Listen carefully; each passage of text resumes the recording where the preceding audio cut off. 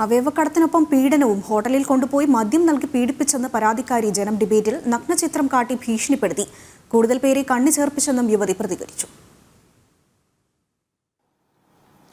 എന്നെ ഇവർ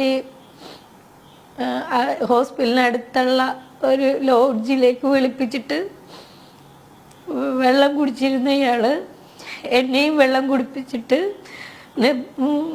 വെള്ളം കുടിപ്പിച്ചതെന്ന് പറഞ്ഞാൽ ഒഴിച്ചെന്ന് കുടിപ്പിച്ചതെന്ന് പറഞ്ഞാൽ വായിലൊഴിപ്പിച്ച് കുടിപ്പിച്ച് നിർബന്ധിച്ച് കുടിപ്പിച്ചിട്ട് ഉപദ്രവിച്ചു.